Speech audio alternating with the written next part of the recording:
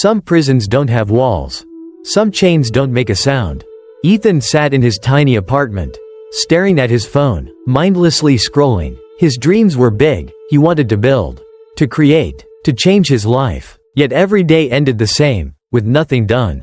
He told himself, "Tomorrow, I will start." But when tomorrow came, his excuses were stronger than his ambition. "I'm too tired. I don't have enough experience.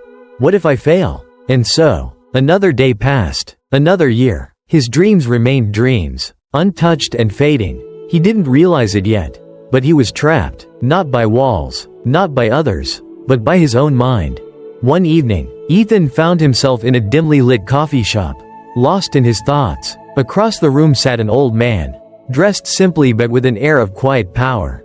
Their eyes met. The old man smiled, then walked over. "You look like a man in a cage," he said. Ethan frowned. "Excuse me?" The old man pulled out a chair. "You live, you breathe, you eat, you sleep, but you are not free."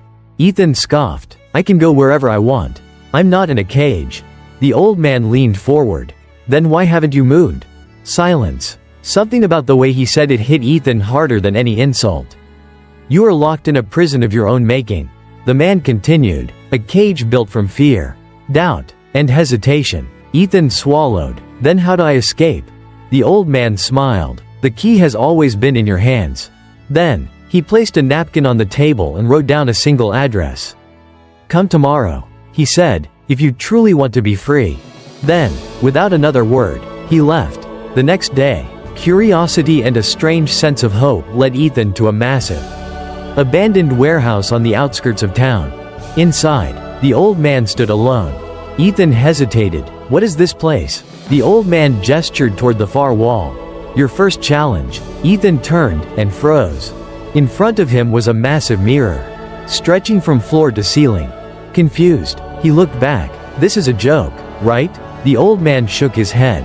"No, the battle you must fight is here." He tapped Ethan's forehead gently. "In your mind." Ethan clenched his fists. "I came here for answers. And I gave them to you." The old man replied, "But the truth is painful." Ethan turned back to the mirror. And then he saw it.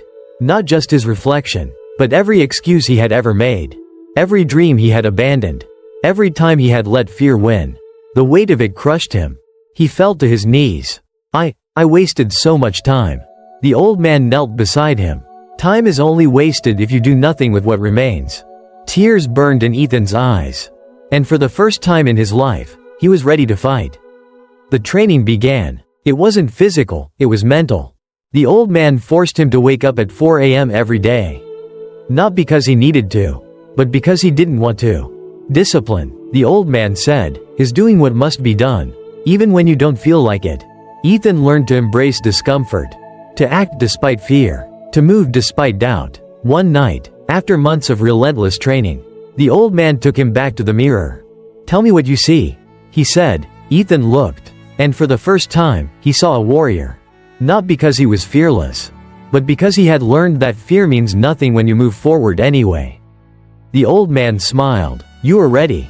"Ready for what?" Ethan asked. The old man pointed to the world outside. "For life. Ethan's journey is your journey. The cage he was trapped in is the same one that holds millions of people back. It's the voice inside that says, 'I can't. I'm not ready. What if I fail?' But here's the truth. The only way out is through fear, through doubt, through discomfort. You will never feel ready. You will never be fearless. But none of that matters. What matters is that you move anyway. That you wake up and fight. That you break your own chains before life does it for you." If this story inspired you, hit the subscribe button. More life-changing stories and lessons are coming your way. Comment below. What's the biggest thing holding you back?